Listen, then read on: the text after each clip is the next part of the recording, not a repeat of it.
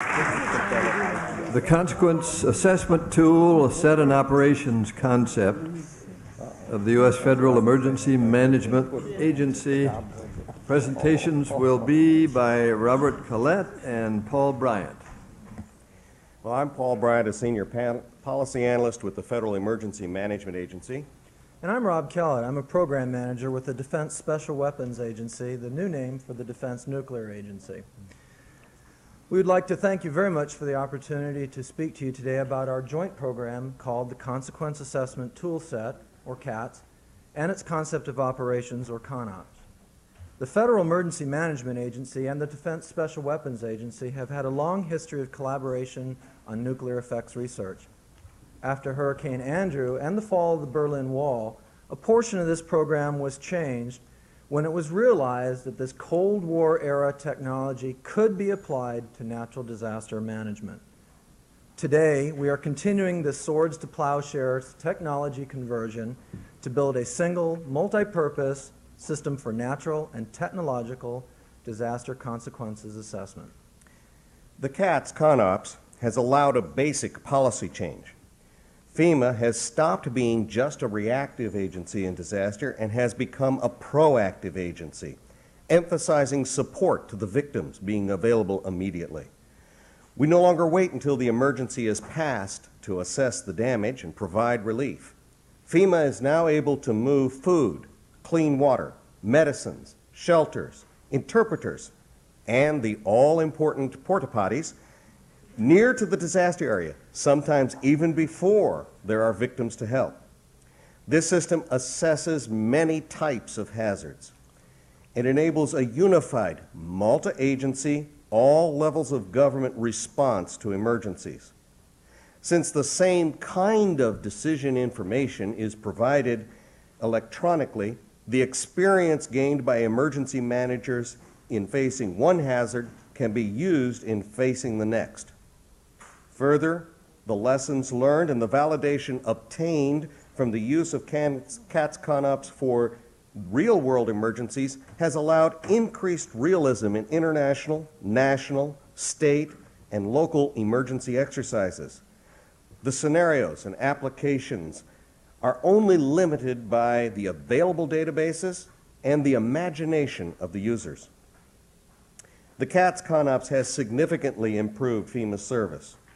After Hurricane Andrew, it took 30 minutes to fill out an initial disaster aid application and weeks to months to verify, evaluate, and distribute rebuilding funds.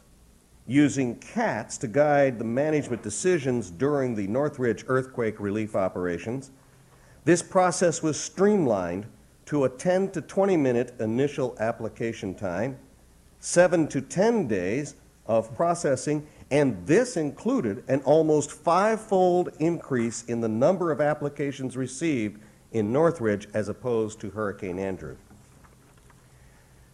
During the response to Tropical Storm Alberto, the CATS system identified potential water contamination, later confirmed. Clean water was provided by the Department of Defense quickly enough so that no illness occurred as a result of unclean water. This capability, though unanticipated for the system, was remarked upon by the Surgeon General as the most effective public health action of 1994.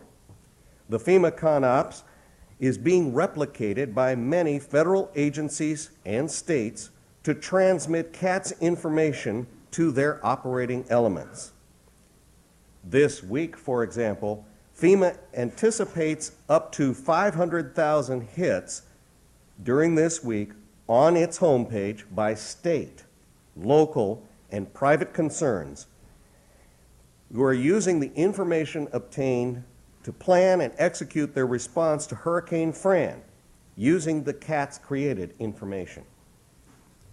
With the increased concern over terrorist use of nuclear, chemical, and biological weapons, the CATS program is expanding its capability to address these hazards. This prototype version was used by the Centers for Disease Control and Prevention in the 1996 Olympics to prepare for possible terrorist or industrial releases. Fortunately, there were no such events. But this capability was cited by the Centers for Disease Control as giving them the ability to establish health, response, and mitigation priorities. Military commands have seen the CAT system and are replicating it for worldwide applications. Similarly, civil and government officials from other countries, such as Japan and the United Kingdom, have also seen the CAT's capabilities and are now in the process of obtaining that system for its use, for their own use. In conclusion, the CAT's CONOPS as a program represents a real success story that has literally benefited thousands of Americans. From its roots in Cold War nuclear technology to the international applications being pursued today, the CAT's CONOPS is a sterling example of innovative and creative use of technology to improve government service to victims of natural and technological disasters. Thank you. First question, Max, followed by Tom. I have a question similar to one that was asked of the New York City Police Department, because as you read the material, it basically says that CATS changed what FEMA does in a disaster, whereas you used to rely on information from states, but it indicated that the information was available. And it seems to me that that's a fairly fundamental shift. And would you comment on how and why that became a priority when it was apparently not at some point in the past? Well, I hate to sound like I'm quoting someone, but I think that the answer that the police department gave is the same answer we give. It's leadership. The technology became available, but even more important was the leadership's willingness to use it. And what happened is when Director Witt came in, he came from a state. He was the state emergency operating facility. He knew exactly what needed to be done, and he knew to look for it. And we were able to provide him with the technology that had been in development, and he used it. The very first hurricane that came along was Hurricane Emily, and I actually provided a picture in the materials provided to the panel earlier of him presenting material from the CAT system to President Clinton to declare Hurricane Emily a disaster. Tom? What is the Defense Nuclear Agency's mission today? Because we've changed our name to the Defense Special Weapons Agency, it is in part reflective of the change in the mission of the organization.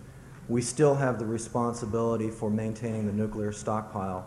We still have the responsibility for dealing with nuclear weapons effects as a center of excellence, but we also have the added responsibilities these days of dealing with cooperative threat reduction, as well as certain advanced special weapons capabilities using our expertise on effects on structures, as well as weapons of mass destruction impacts. Right.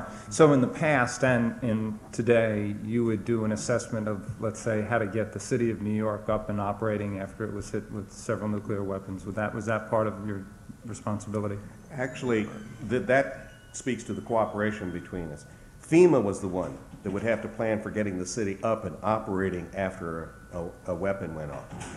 And that's one of the reasons we had the close cooperation. What we do now is we look at, there are many things that are common between special weapons and actual disasters. For instance, chlorine gas is an industrial chemical and is stored in large quantities at industrial plants. If there was a release from one of those plants, FEMA would be responsible for handling the consequences. We use their models, though, or we cooperatively develop models with them of what the effects would be of the release of the gas so that we can plan consequences. The next two questions, Luis and David.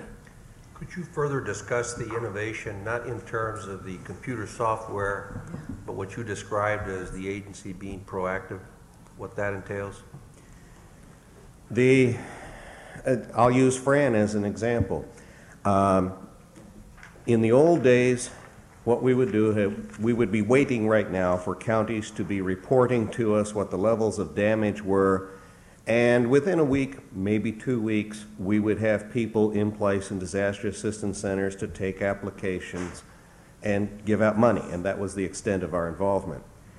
What we're doing with the CAT system 48 hours prior to the anticipated landfall of Fran was being used to pick out mobilization sites. Material was being moved into the mobilization sites, everything from food to porta potties.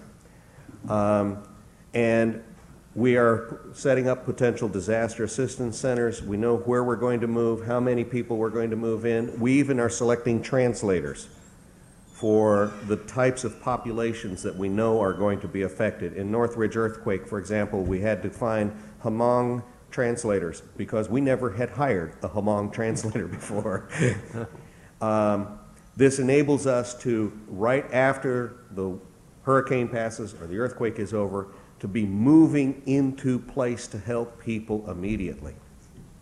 The last question from David.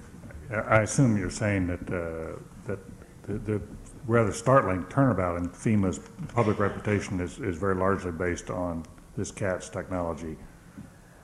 The CATS technology has been used by the new leadership at FEMA to bring about the turnabout. It took the leadership decision to use the technology. It was not just the technology being available. A quick follow-up.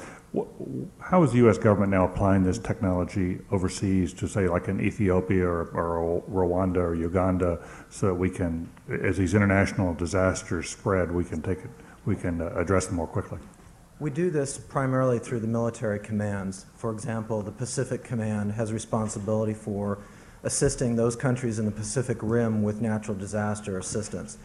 So what we do now is we take this system, we put it out at the Maui Pacific Disaster Center, let the Pacific Command military authorities run the type of problems that they might encounter, typhoons, earthquakes, in exercises with their host countries and support, and so that they can train both themselves and the host country to properly respond to the emergency, or better respond to the emergency. And if I could add one thing to that, the software code itself is available to the countries, although things like structure types and building codes have to be incorporated into it. And I know for a fact that there are other countries now that are replicating this system for themselves, because I've had to brief about 25 different